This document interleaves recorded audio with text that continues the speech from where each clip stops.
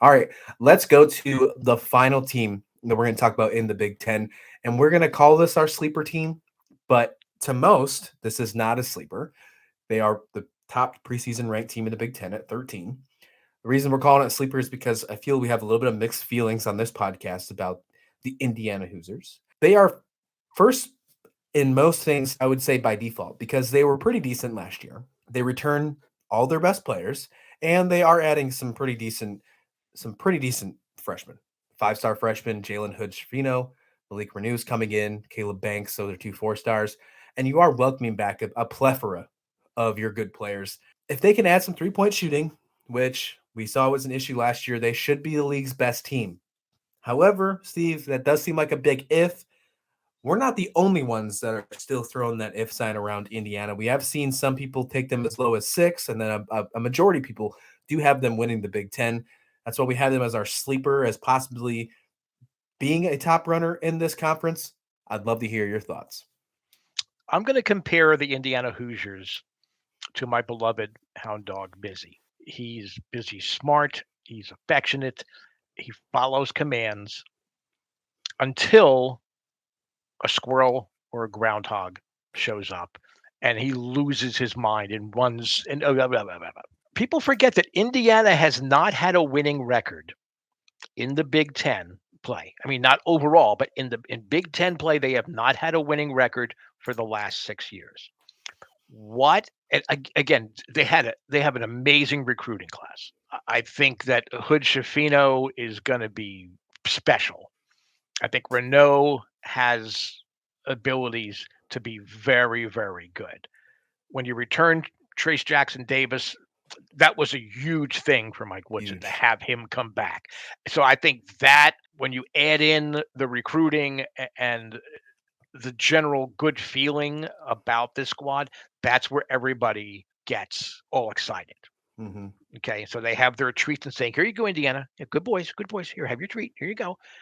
But eventually, when Big Ten play begins, someone's going to say squirrel, and they're all going to scatter. And I don't know that they have. I think that's where their inexperience is going to work against them. I will concede that perhaps they have a 500 record or better in the Big Ten, but I still swallow hard on that one, and that's not fair. But and I'm surprised. What really surprises me is that the Indiana fan base has bought in 100%, on this. There aren't many better basketball fan bases, especially of the college game, than Indiana. And even if you go to a Pacers game, and the Pacers are almost never good, knowledgeable basketball fans are sitting in those stands. This could be more a Wizard of Oz kind of a deal, where Woodson is behind the scene, and it looks, I am the great Indiana, and bow before us. But eventually, someone's going to peek behind the curtain and see it's just a guy frantically trying to make it seem like things are good.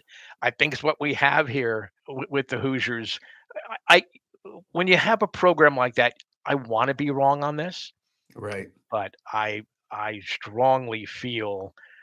In fact, originally we didn't have Indiana in here, but especially, the metrics reports come out and they're saying Indiana, Indiana, Indiana, Indiana. So you can't ignore it. I think that's why we added it as our sleeper. I mean, we overlooked Ohio State to include Indiana, but I personally am not buying it. What is it about Indiana that's giving you hope? Because you seem to be a lot more hopeful about this program's prospects this year than I am. It's not even the prospects. It's Trace Jackson Davis. I mean, that is really, when people talk about that they are going to be first by default, I define the word default when you're talking about Indiana as Trace Jackson Davis. The reason that he came back, he's averaging almost 19 points a game, 8 rebounds. He has the opportunity to not only be in the running for Conference Player of the Year, but really National Player of the Year. He does have that contention. And then you see other guys like Race Thompson and Xavier Johnson. They do have some opportunities to really make some noise for this team. I'm not really too thrilled about their depth. That is going to be an issue. But I do think that Trace Jackson Davis, I think he is going to be a great leader on the court. And if they do have a chance to get back to their former blue blood self, because they're no longer blue blood. They've been out of it for decades. This is the year I think they can, with Jackson Davis leading the helm. I don't know if they're a team that I would take as the top team in the Big Ten. And we're going to put out our preseason rankings before the season starts. We'll have a nice graphic for you on Twitter at @SlasherSports, and you'll find that and check that out. And we'll talk about it on our final preseason, our podcast. But I have hope for them, just not enough to be like, this is the team that I am completely sold on.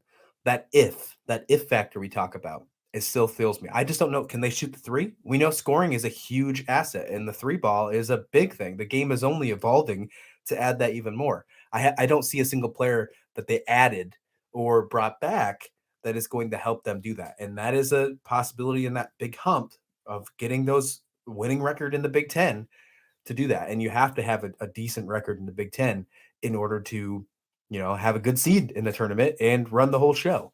I think we'll see Indiana as a tournament team. I just don't see them as the Big Ten champions. Not yet, at least. I could be wrong. They start off their season pretty decent. They do play Xavier in the middle of the month of November in the Gavitt tip-off games.